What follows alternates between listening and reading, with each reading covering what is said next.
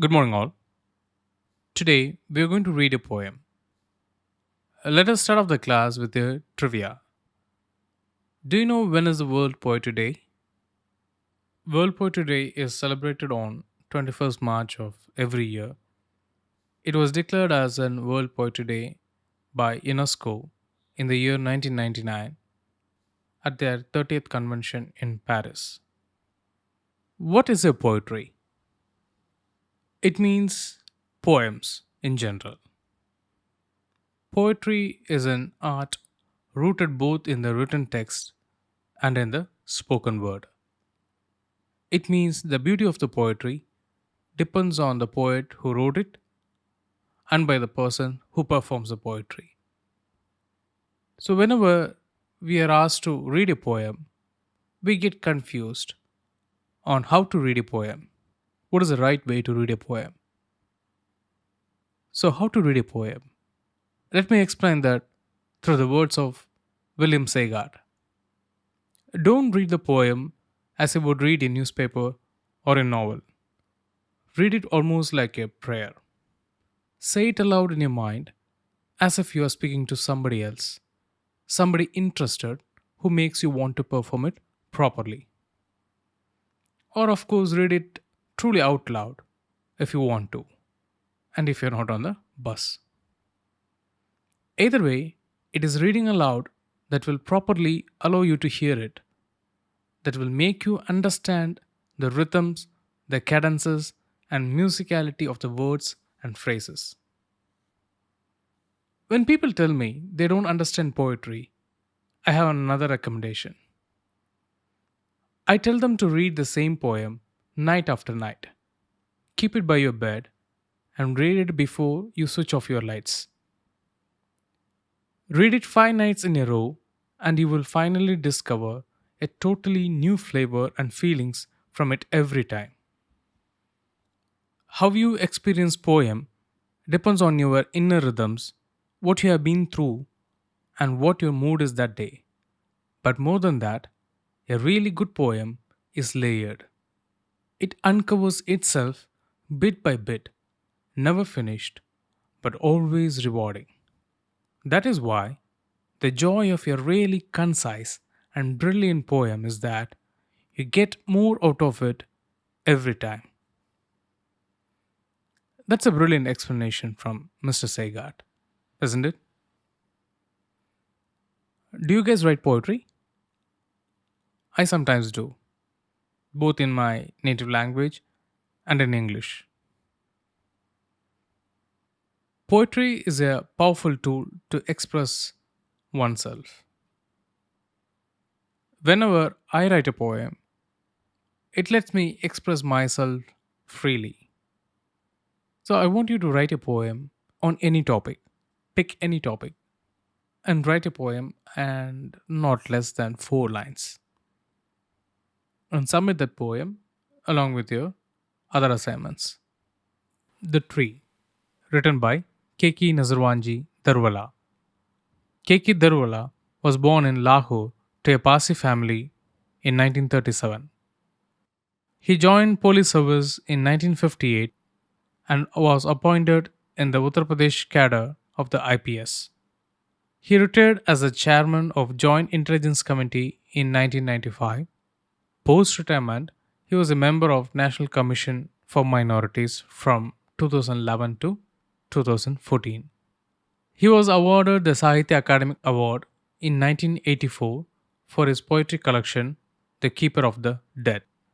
Sahitya Academy is an organization dedicated to the promotion of literature in the languages of India.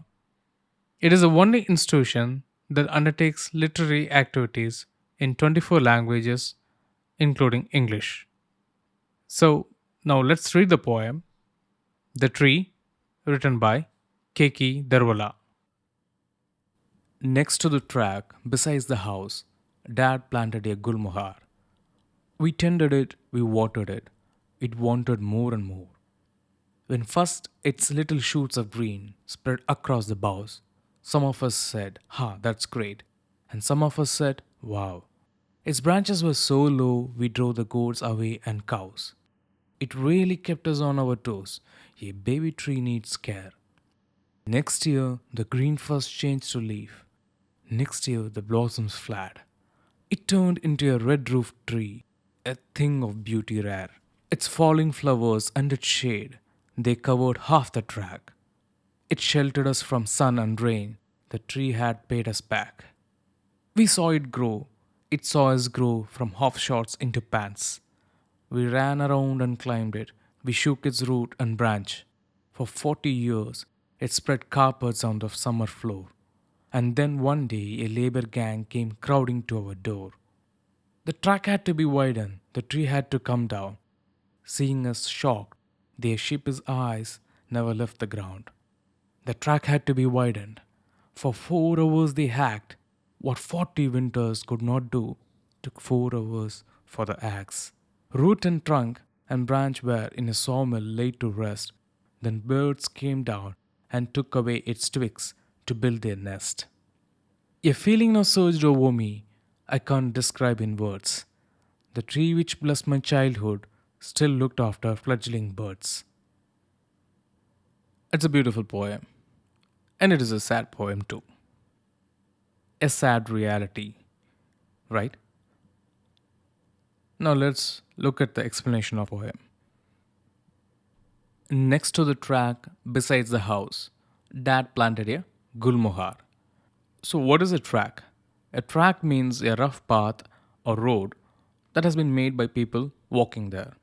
So, it is not a road that has been built, but it is formed by people walking there. So, what do you mean by beside? Beside means next to. So, next to the track beside the house, Dad planted a gulmohar. Do you know what is a gulmohar tree? Gulmohar tree is the vaga tree that we can see in Kerala, and they blossom between the months of April to July in India. We tended it, we watered it. It wanted more and more. What do you mean by tended? It means you look after it. So they looked after it, they watered it. So they watered the plant, it wanted more and more. So Gulmohar is a tree which doesn't get spoiled with more water. When first its little shoots of green spread across the boughs. So what do you mean by little shoots of green? Shoots is something which is part of the plant that is above the ground level. The little shoots of green. So the first sprout, the first leaf that comes out of the seed that is above the ground. That is what the poet is trying to tell us. So when first its little shoots of green spread across the boughs. What is a bough?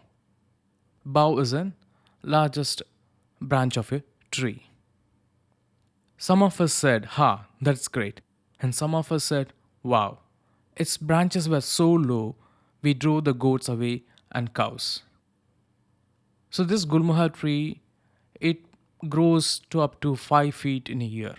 So when the Gulmohar tree is a young sapling, its branches are very low, that it is prone to be eaten by goats and cows. So the poet had to shoo away them. It really kept us on our toes. A baby tree needs care. So kept us on our toes means they were always on alert. And a baby tree needs care. Next year the green fuzz changed to leaf. So the next year the green fuzz. What does a fuzz means? A fuzz is a fluffy mass, or a fuzz is something which is not clear. A fuzzy picture, right? A fuzzy memory, not clear memory. That's what we use fuzzy for. Here the poet is using fuzzy for a fluffy mass. Next year the blossoms flat. Blossoms flat. What do you mean by flat? Here it means burst into life.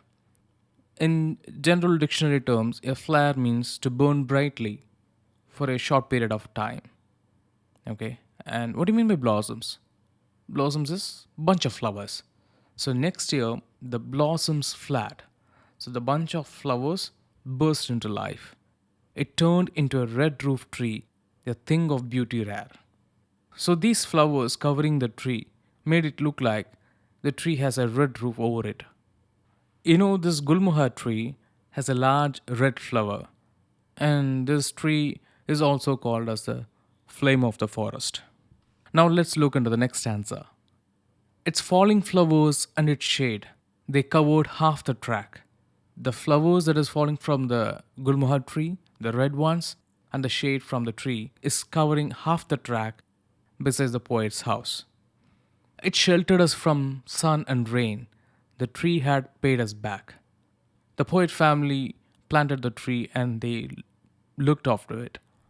And the tree paid them back by giving them shelter from sun and rain. We saw it grow. It saw us grow from half shorts into pants. Here, the author is telling us indirectly that the years has passed by. We ran around and climbed it. We shook its root and branch. So they ran around, they climbed it, they shook its root and branch. For 40 years, it spread carpets on the summer floor. And then one day, a labor gang came crowding to our door. As we said, the flowers of the gulma, when it fell on the ground looked like it has been red carpeted. And one day, a labor gang, what do you mean by labor gang? Labor means workers.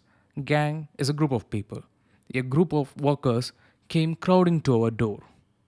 They came in large numbers to their door. The track had to be widened. The tree had to come down. They're going to lay a road. And for that, the tree which is on the side of the track has to be cut down.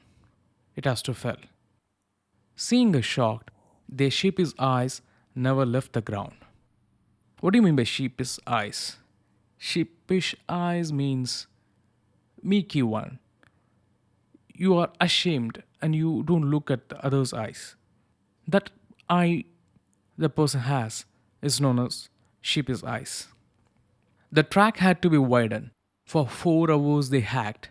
Hacked means cut with heavy blows. So for 4 hours they were cutting the tree. What 40 winters could not do took 4 hours for the axe.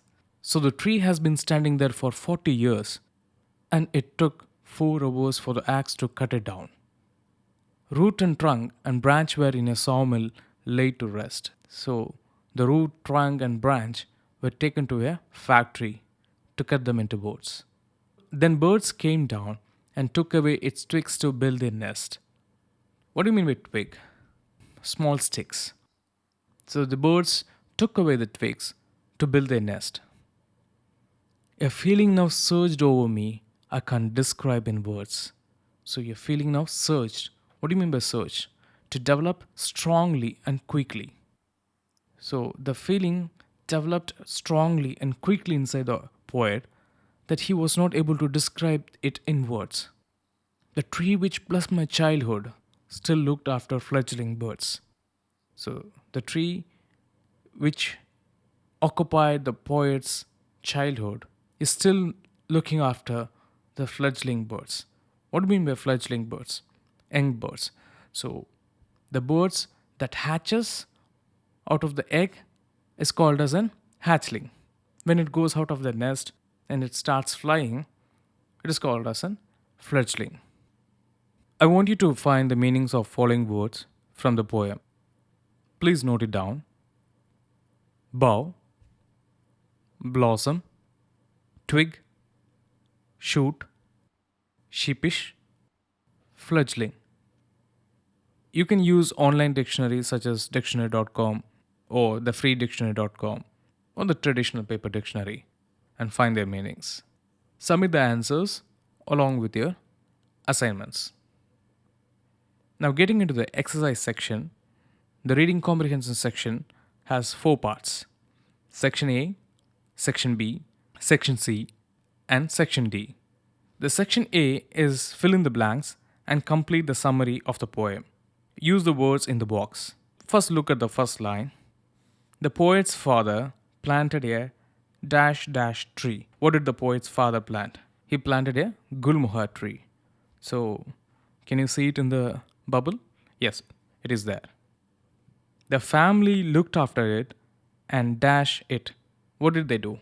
They tended it, they watered it. Are those words somewhere there? You can see the word watered. So you can fill that one. Likewise, fill up the rest of the blanks.